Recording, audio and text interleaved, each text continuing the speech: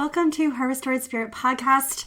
I am doing a bonus show for you today. I had a conversation with I'll say a new friend. I met her about a year ago at a retreat, and I just love her philosophy on health. So I had to have her on the podcast so she can share with you how food freedom equals life freedom. Listen in. Hi, friend. I am so excited that you're here to check out Her Restored Spirit podcast. If you've gone through something that has left you broken-spirited, maybe it's a divorce, loss of a spouse, or even a child, loss of a job, whatever it is, I know there is restoration in your future. I'm a widowed mom, and I remember what it feels like to emerge from the fog to discover that my loss is not the center of my story, but it actually instilled in me a new hope, a new understanding of faith, and a new strengthening in my heart, soul, and motherhood. I have finally understood that God has taken my test and formed it into my testimony, and that's why I'm here with you. I want you to step into your purpose, into a newfound joy, and to turn a new page in your book, because I believe you are on the brink of full restoration, unlocking a confidence that you didn't know was inside you, and understanding how to live more fruitfully with purpose, joy, and permission to be washed in possibility. It's time, friend, to reclaim your restored spirit. Hey, welcome back to Her Restored Spirit podcast and YouTube channel. My name is Tammy and I'm your host. And today I am privileged to have a friend of mine, Jenni Sills, come and talk with you today. She has such an incredible journey and incredible story about, things that we've been talking about. How do I decide who I am now? And how do the decisions that I make shape my journey, and how I think about myself shapes my journey. So Jenni, I'm going to throw it at you, and why don't you tell us a little bit about yourself and your journey? Thank you so much for having me, Tammy. I got to meet Tammy at a retreat and loved everything she was talking about in terms of mindset and our thoughts. And it just really registered with me, really pulled on my heartstrings. And I reached out to you just recently, was like, I would love to share my story because this last 16 months of my life, especially, has been quite a journey, which I will get to. But really, when I think back about my life, I am a certified nutrition coach now. And what it is that I get to do is, they say the mess becomes the message, right? So when I think about the women that I get to help, my story is like woven throughout their lives. It's like we attract the right people and God brings the right people into my path so I can help them, because I can have that empathy as well as that like guidance and coaching. And so I go all the way back to like those, angst teen years that you've got teenagers. Yes. Yeah. It feels real. Right. And I just think about like the puberty and just developing and becoming this woman very early, like fifth grade, maturing and being like, I don't know what to do with all this. Like there's hormones, there's like training bras, all these things that I just was very uncomfortable in my own body. And that kind of became a theme where I would see myself get a little bit, chunkier and then thin out, chunkier and thin out. And really looking at the time at like the people on the magazine covers who were all airbrushed, but I didn't realize that at the time. And looking at what beauty was in those standards. So I had to be real thin, which I've got this like German background. I've got bigger bones, I've got muscle, but I didn't see that as beauty, And so I constantly felt like either I was emotionally eating or just really thinking negatively all the time. I don't think I even realized until a few years ago how bad and how like ingrained it was, like just the things that I would say about myself, towards myself, even struggling with, some, emotional verbal abuse from a family member, that it just kind of stacked and compounded over time. Yeah. Just and over, just hits the release. And those stories were just on autopilot in my mind. And so even as a successful adult, I was a teacher for 12 years. There was still a lot of doubt in who I was, a lot of failed relationships because I was always looking for the wrong thing. I was looking for validation in who I was, either from a man or from a size, a number. And so, I mean, I can look back at pictures and see me in all shapes and sizes. And sometimes I was really skinny, but not healthy, and vice versa. And I realized I'm an emotional eater, like give me a good Hallmark movie and I'll cry it out with a tub of ice cream kind of like situation, or, a bottle of wine. And really started to understand that my habits were not making me really healthy. And, I kind of not laugh, but God has a sense of humor, of like looking at my journey and how I loved being a teacher to an extent. And then I retired early and, but now I still get to teach. So I get to use my skills.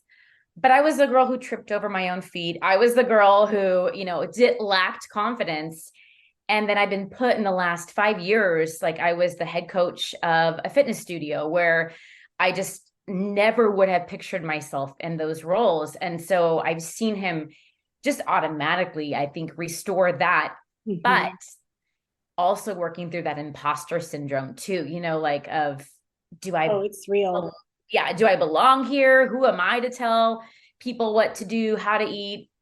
And so I really just looked at my life and I use that now as the platform to help other women restore their minds. Yeah. I love that. That's amazing. And through the last 16 months, you've had a lot of life changes. Yeah. And like you said, your health journey, and you are a nutritionist, and you we talked about before how you were going to like homeopathic doctors to get healthy, doing the right things, because there's so many. That's what I find is so challenging, because there's so many things vying for our attention that are the right things. There's so many quick fixes. There's so many, you need to do this or you should always do that. And it's really hard, because when you're trying to do the right thing, how do you choose? Right. Yeah. One of the things that I think I finally found on, and it's almost a cliche phrase, but I still love it, and it's food freedom. And it's because what I help women do, and I've had to help myself do this, is look at life on a continuum, but also the food we eat on a continuum. Right. And so learning that I can have a glass of wine, I am like an all or nothing kind of person. Like that's my mentality. So I work hard and I'll work myself into the ground, and I'm getting better at not doing that. Good. But that was my pattern for decades. And that would show up with food. It would show up with my relationship with food. I would, be really strict, so stringent that like I couldn't be fun. I couldn't go and enjoy a girls' night out without feeling guilty and shame and, those spirals. And so learning to have that balance, my business is called Life Simply Balanced, because inevitably when one thing is more balanced, let's say you're like, I'm finally getting my workouts in, maybe that time you're using for exercise is not being used then, or you have less time to prep meals, right? But I always think of it as, in this season of life, where's the biggest like outcome for your effort? And if that needs to be exercise or nutrition, or even just like quick meals, like how do I make quick, healthy meals? If you can focus on that, and like we said, now we're stacking habits in a positive way, you start to automate more.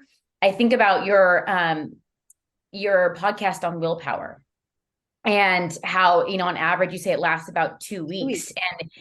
And so what happens is if we only have like a very superficial why. So for the longest time, it was, I want to be a size blank. I want to weigh blank. I want to look like, or I'm going on a vacation, I'm going to wear a swimsuit, like,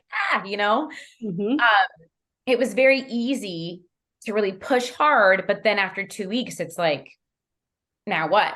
So that extreme lifestyle is exhausting and it's super unhealthy. And so what I have learned is, like, we just celebrated Thanksgiving when we're recording this, and I could enjoy a glass of wine and a huge plate of food and savor it and enjoy it and have some pumpkin pie and feel zero guilt, because I now know how to feed my body and use food as information.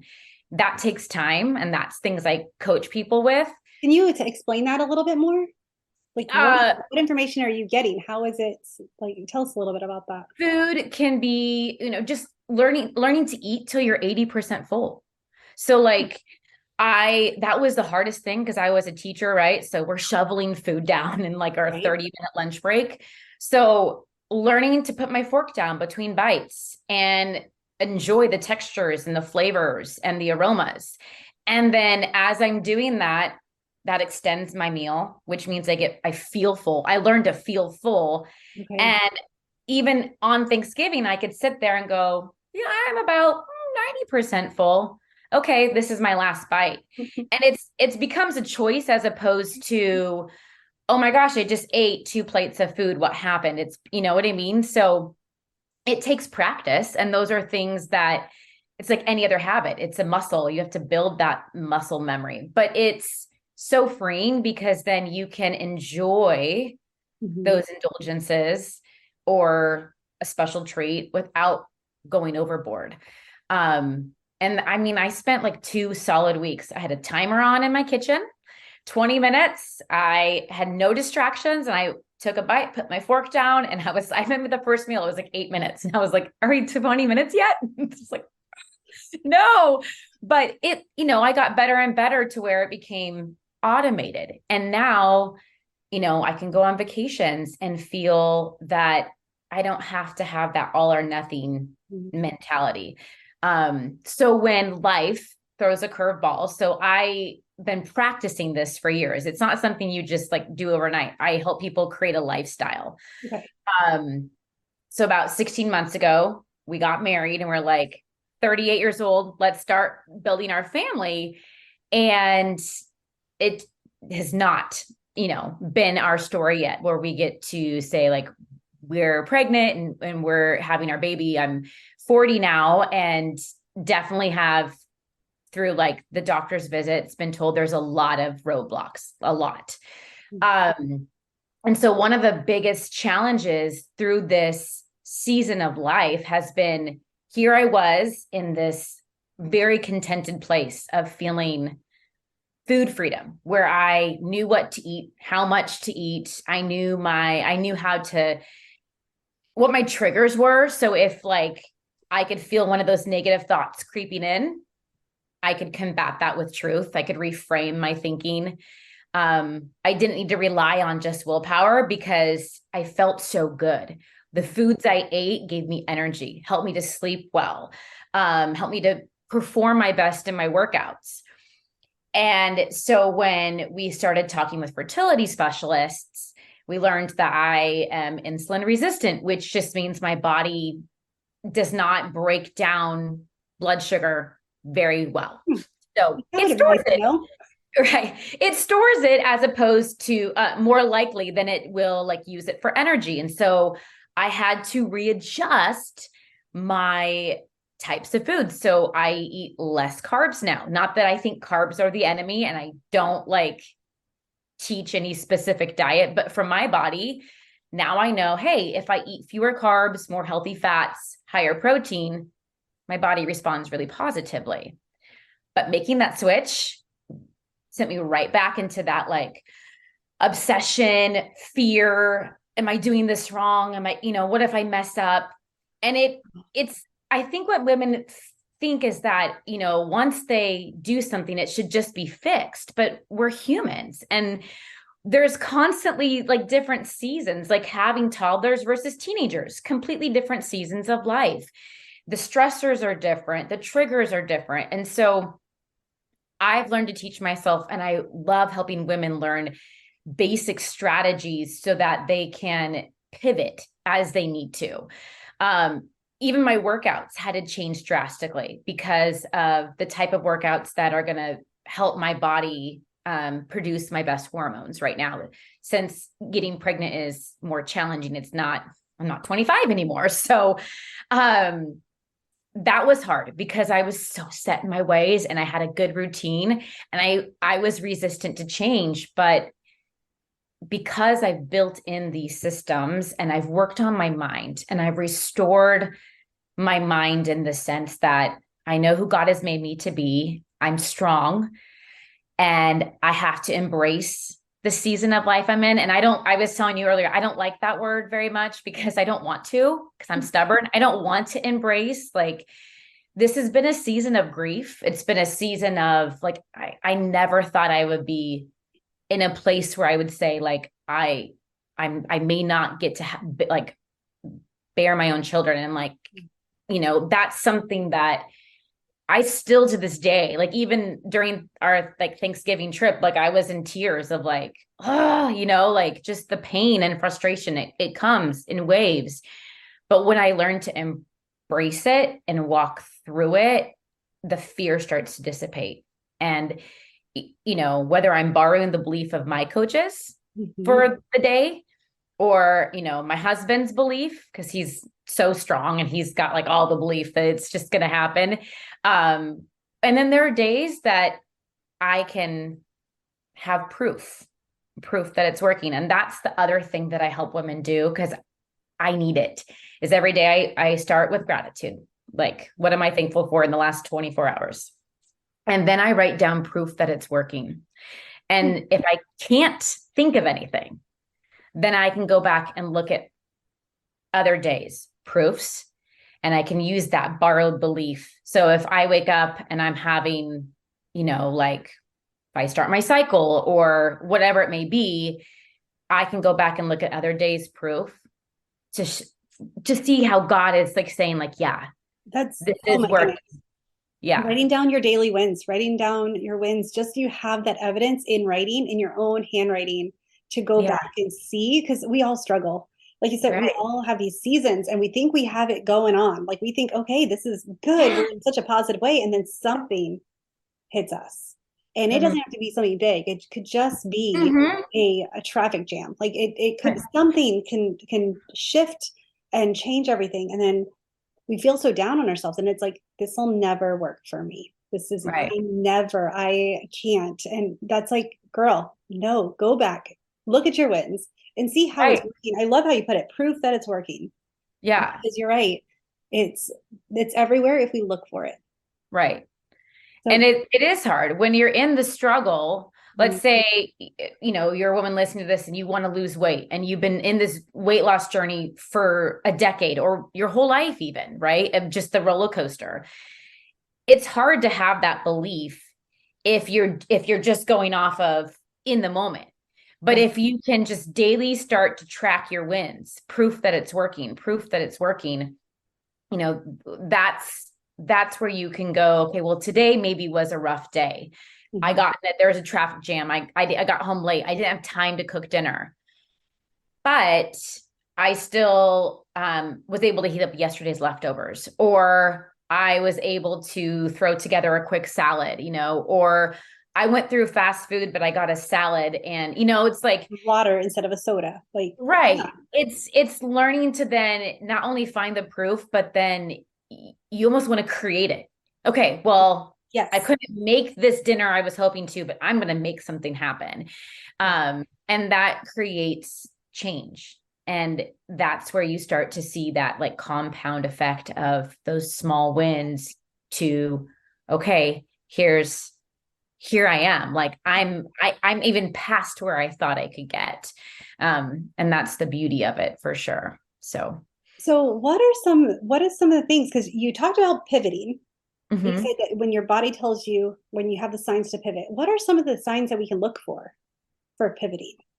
For pivoting, I would say when you feel like you're up against a wall, right? Like you're constantly just not settled with yourself. So anytime, let me back up here. Anytime there's a big change in season. So like I was a school teacher, so I just knew September was off limits for most things. Like I always forgot how tired I got every September, but it came back very quickly. And I just learned over the 12 years, I didn't plan much in that month. There were no extra book clubs. It was just kind of, and then I also prepared for it. So Sundays weren't as fun, if you will, because I was just getting more of my food prepped or having a day of complete rest because I knew I needed it to get through.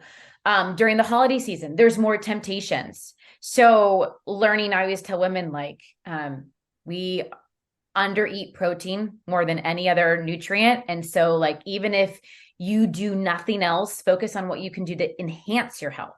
So instead of thinking like, I can't have this and I can't have this, it's like, okay, well, on Christmas morning, I'm going to have a protein rich breakfast so that, you're going to have less sugar cravings. You're going to be less hungry throughout the day, and it will fill you up. So like little wins like that.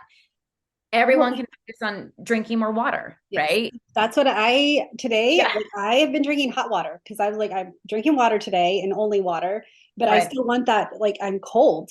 And so hot water is what I have in my coffee mug all day. Yeah. And it makes me feel good because it's a choice. I'm still meeting my goals. I just, in a way, it's a little more pleasant. Right. And I always tell everyone, like I said, seeing life on a continuum. So that may be like when someone's going through coaching with me, or for my own life, if it's a busier season, I'm not tracking exercise, water intake, food prep, all my macronutrients. I'm not doing that. Right. So I'm thinking, okay, what are 2 areas of my life? So usually it's, how do I de-stress? Because I know that I hold stress a lot. More tightly than I should. So whether it's, I do like emotional tapping or meditation or prayer, my morning journal. So that'd be like, I pick one of those and I try to hit one a day, something like that each day. And then I might also, whether it's water intake or just my protein intake. And what's amazing is, I had a client who just did my food freedom program, and she was not going into it to lose weight. She wasn't looking at her weight loss, but because she focused on just finally getting off the couch and walking every day, and going from eating out every meal to just, like, she even said she never ate vegetables. So just like learning to incorporate vegetables, and then, having some more whole food focus. She's like, my pants are loose and I actually lost weight. But it wasn't her focus. And so now 8 weeks went by and she just focused on those 2 things. And now she's like, yeah, I'm going to keep going. And she wants to continue working with me so she can keep working on stacking. And so when you pivot, it's like, we talked halfway through and she's like, well, my work schedule's changing. Okay. So now instead of you're working overnight, so let's look at what that, maybe your sleep schedule is the most important, because everything's shifting. And then what does that look like to prep meals for you? Because you're eating at new times.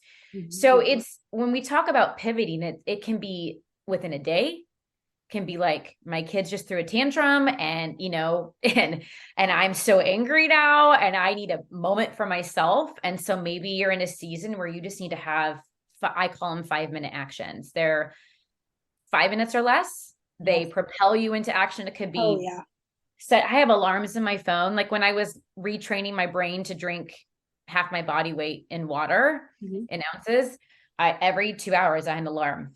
It said water. And if I hadn't drank my 16 ounces, I would chug it. That's right. Or put your workout clothes the night before, like little things. But those 5-minute actions are the saving grace for everyone, because absolutely, it's kind of setting up your experience, like preparing it. It's like you're praying for it. So that way you're removing all of the blocks that if you didn't put your clothes out in the morning, instead of like rolling out of bed ready to put clothes on, you can sit there and be like, oh, I don't really have anything to wear. What I'm going to wear? Oh, it's cold. I think I'll just lay here. And then all of a sudden your time is gone. You're not out of bed, but you are, and then you feel guilty because you didn't actually you weren't in integrity with yourself. Right. Which is so important when you're trying to make changes. Set yourself up for success. What does it look like? And like, make it so your brain is like, oh, I know exactly what I'm doing. I'm putting these clothes on. I'm going to go on the treadmill for 23 minutes. Like, that's it. That's what I'm going to do. And you're right. The other thing you mentioned, and I wanted to touch on, is, you talked about don't focus on the things that you can't or shouldn't do. Our brains cannot handle don't. As soon as we say, hey, like, don't look over here, like that's all you're focusing on. Don't look at the pink elephant. You're like, okay, where is this pink elephant that I'm not supposed to be looking on? And so it's when you focus on what you can do, your brain actually is like, okay, like, because it wants to prove you right. Yes. It wants to. And so if you Mhm. put it in, like, set it up to prove yourself right, and it's like, okay, I am going to drink every time I say I'm thirsty or I feel thirsty or hungry, I'm going to drink 4 ounces of water. And Right. then you do, so you focus on not the fact that I'm not going to eat a snack, but I Right. am going to drink the water. Yes. And it's like hitting those, and then you can feel good because not only are you getting your water in, but now you're not overeating, you're planned, but it's setting yourself up Hmm. for success. And it's what we forget is we think it should happen automatically, and it Right. never does. No. I mean, if it did, we would all be successful already. Right. This is so many times I'm like, well, why didn't this work? Because I didn't want it enough to set myself up for success. Right. It was a wish instead of a need, and I need to turn it into a need and Yeah. then do the steps. Right.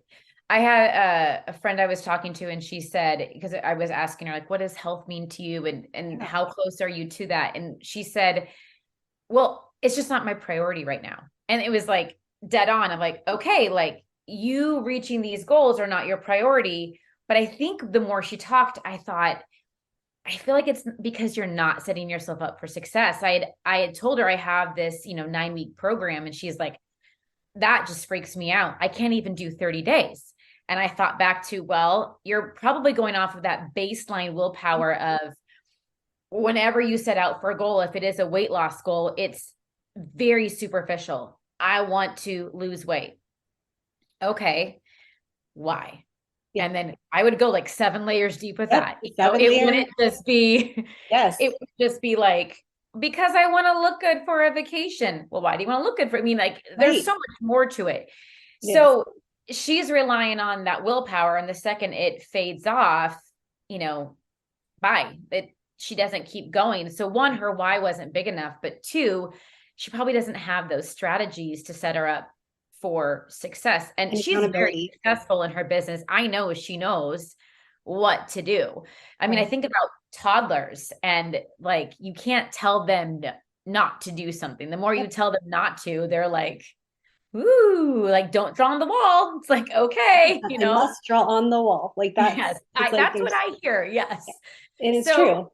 we're just, like you said, we're just like that. We need to set ourselves up. And I think that's where women, like where I heard this friend is, she doesn't trust herself to go past 2 weeks, 3 weeks Right. with anything. So a 9-week challenge is like, are you kidding me? I can Like, get well, into, that's yes, I can get so much into those stories that are playing and why you can't go past the 2 weeks, but we won't do oh, that. Um, right. but because it goes into that, what you think about yourself. Mm-hmm. And if you're setting yourself up, I know I can only go 2 weeks. Your brain is like, okay, girl, I got you. We're gonna do 2 weeks strong. We're gonna be miserable Right. because we're gonna know that it's coming to an end, and we're gonna, it's a force. We have to force Mhm. ourselves to do this. Yeah. But don't worry, because then we're gonna fail, and then Yep. we're gonna go back to our comfortable fear Mhm. and our stagnant, but we understand Yeah.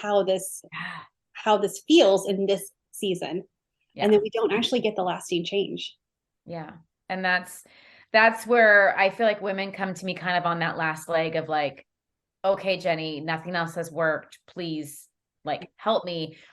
And so as I've needed borrowed belief, I try to help them until they can build up their proof. And that's the question I pretty much ask them every week. What's your proof? What's your proof? And sometimes you're like, I don't know. I'm like, well, I could tell you because I can see things like when you're tracking, but we need that, like I had a friend today tell me like, Jenni, you're doing great. Like you're handling this fertility stuff so well. And like, I was like boxing her, like crying, like telling her about, things I was feeling. And then she was able to hold that belief for me for a moment today when I needed it. And then I could step back and go, yeah, I'm doing great. Yeah, and that's what I was gonna say is you can have moments of weakness, of Yeah. doubt, but you can keep going. You can still do great. Yeah. We are human. We are fallible. We make mistakes. Willpower is hard. Trying to do the right things is hard. Trying to see the good all Mhm. the time is hard. Yeah. However, when you look at the big picture, that's what you should be grading it on Yeah. overall. Are you doing, you're doing well. Well, are you still positive? And I know I can just imagine, we talked a little bit about your fertility story, but I can imagine that, you have this picture from when you were little of and what this is. And you look at some people, it's so easy. It's natural. And I actually just did a breastfeeding summit. And that was one of the things I talked about is like, for me, like breastfeeding my son was not natural. Like he did not want to eat. And, but it, and it, and it sunk me into a depression because it didn't look like I expected. And so when you're looking, you're trying to evaluate how you're doing. Don't evaluate in that moment. That's why you write down your proof, because then you can see, oh no, I really am doing well.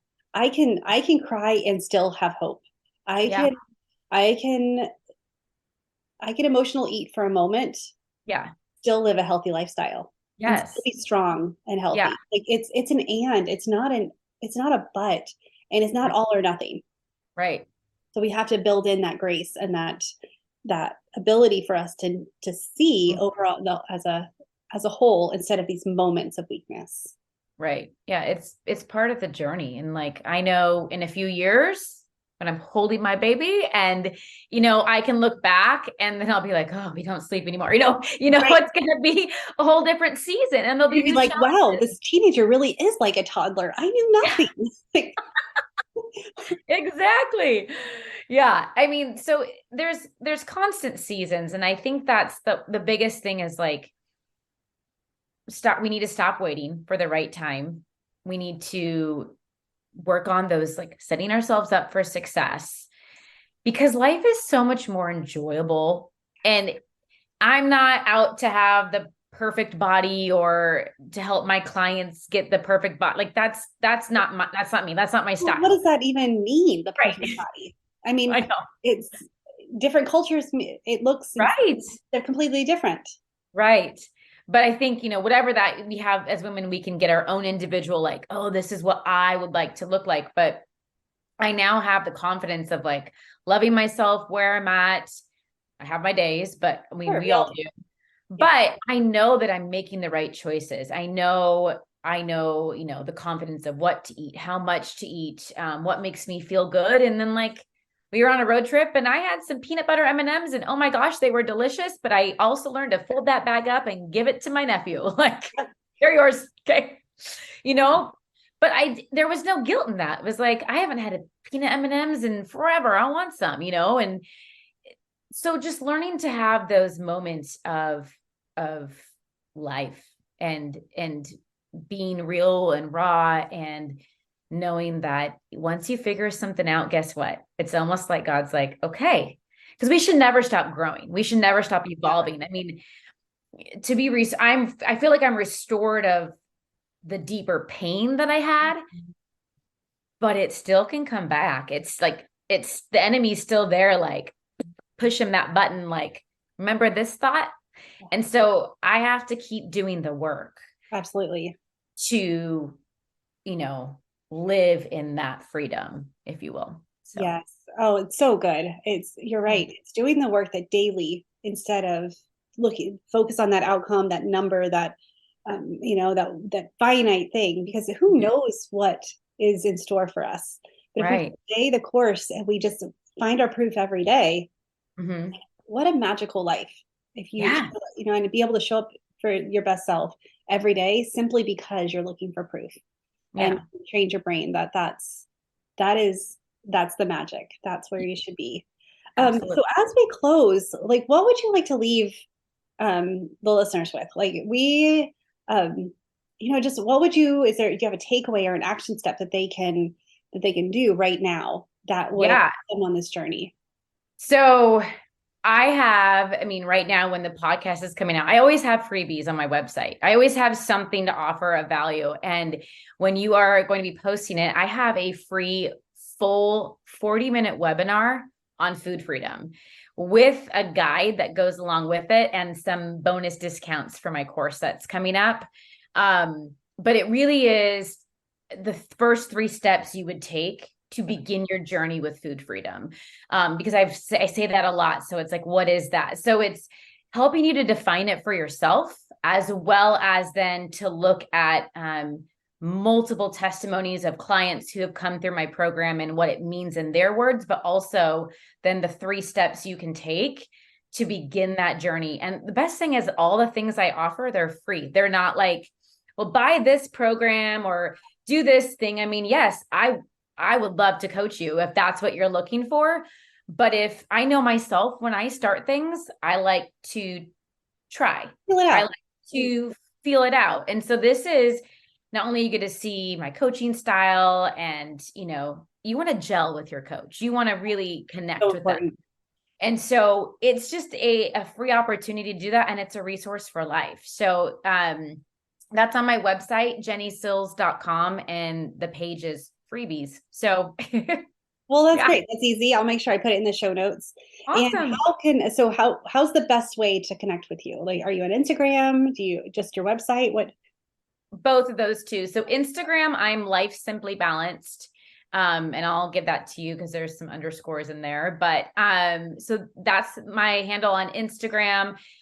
You can message me there if you have questions, or on my website, it just says contact Jenni, and you just fill out a quick form, and it sends me an email, and then we can start the chat. I offer discovery calls as well. So if you're really interested and want to kind of see if we're a good fit and just want to skip all the extra stuff and just get right to a conversation, we can do that.